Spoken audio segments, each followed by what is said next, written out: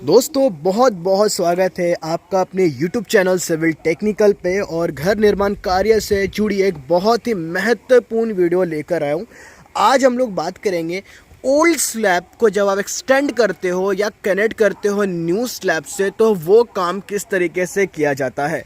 तो इसमें आपका रीइंफोर्समेंट, लैपिंग और सबसे इम्पॉर्टेंट चीज़ इसमें क्या होती है, देखो आप लैपिंग दे दोगे, ठीक है, रीइंफोर्समेंट जो यहाँ से निकल रहा है वो आप कर सकते हो। एक ओवरव्यू देता हूँ आपको। सबसे पहले तो ये हमारा ओल्ड स्लैब था, इसको एक्सटेंड करने वाले, ठीक है, डायमेंशन थोड़ा बता देता हूँ। ये यहाँ पे आपका यहाँ से यहाँ तक लगभग 15 फीट है, ठीक है। यहाँ पे हमने दो कॉलम्स डाल रखे हैं, एक कॉलम ये है, एक कॉलम ये है। यहाँ से ये स्लैब जाएगा, बीम देना है वहाँ पे और स्लैब जाके बीम पे रेस्ट करेगा। ये हो गया आपका लोड डिस्ट्रीब्यूशन प्रोसेस, ठीक है।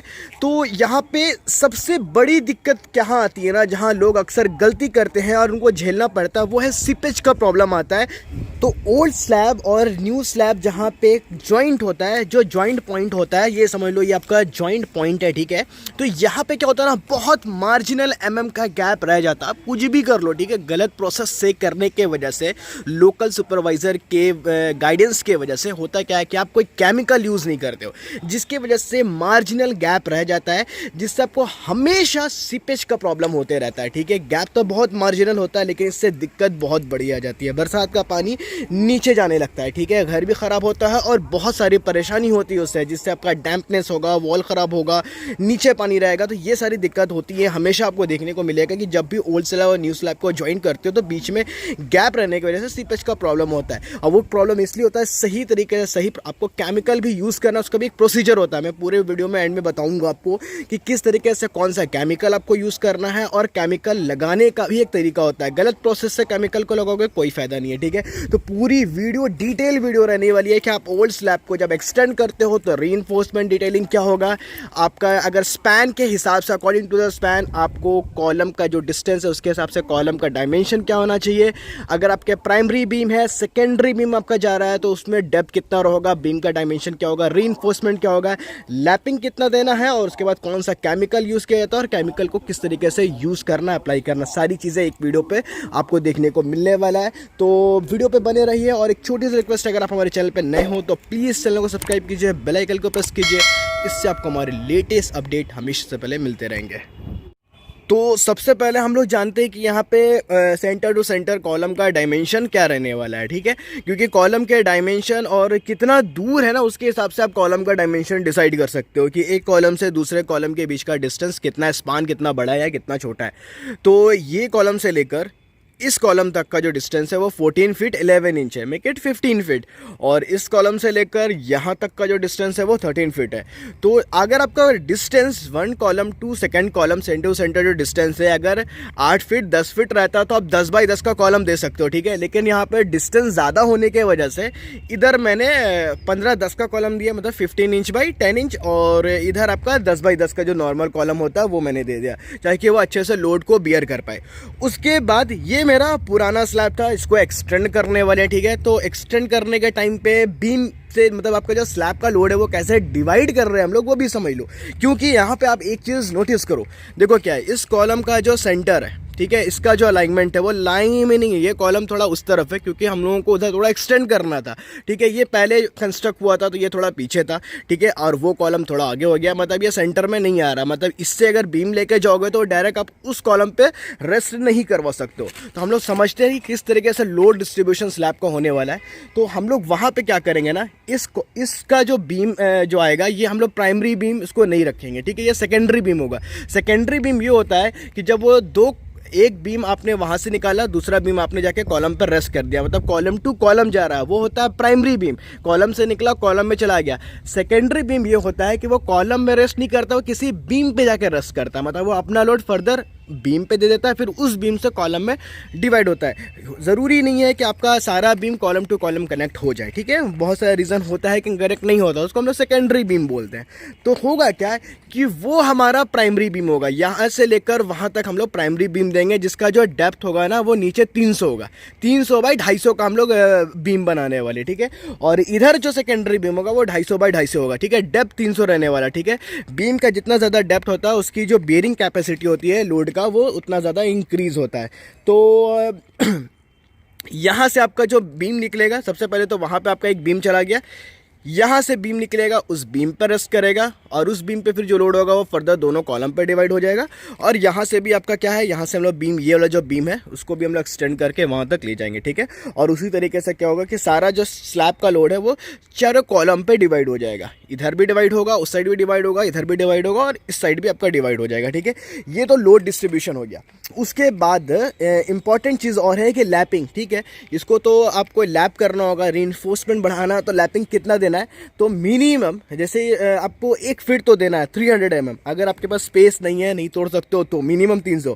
और कैलकुलेशन के हिसाब से 50D, मतलब कि जितना का रीइंफोर्समेंट है उसको 50 टाइम्स मल्टीप्लाई कर दो, 10 का है तो 50 × 10 500, मतलब आपको 500 लैपिंग देना चाहिए। और यहाँ पे मैं बोलूँ तो यहाँ पे ये 1.5 फीट से ज़्यादा है, ठीक है। मेरे पास स्पेस था, ये छज्जा जो था ना पूरे छज्जे को तोड़ दिया, ठीक है। लैपिंग अगर आप बढ़ा देते हो तो कोई दिक्कत नहीं है, बढ़ा सकते हो, ठीक है, लेकिन मिनिमम 1 फीट का लैपिंग आपको देना है।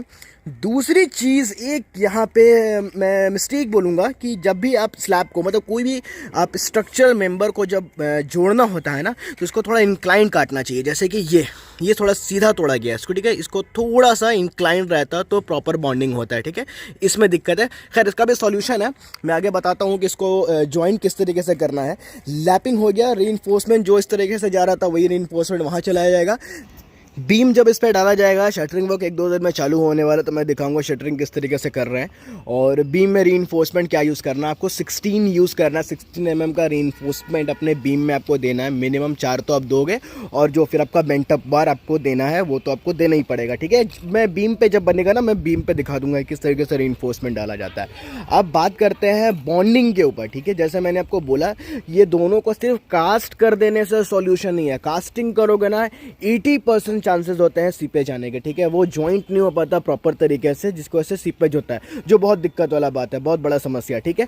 तो आपको सबसे पहले जिस वक्त इसको कास्ट करना होगा, आपको जितने डस्ट लगे हुए हैं, मैं थोड़ा आपको दिखा देता हूँ, ठीक है। ये जो यहाँ पे जो पूरा डस्ट लगा रहता है ना, आपको उसको सबसे पहले तो साफ़ करना है, ठीक है। आप साफ या तो एयर प्रेशर से करा लो, और अगर एयर प्रेशर नहीं है तो वायर्ड ब्रश जो आते हैं ना, आप उसका इस्तेमाल कर सकते हो। प्रॉपर तरीके से इसको पूरा एकदम क्लीन करवाना है, ठीक है।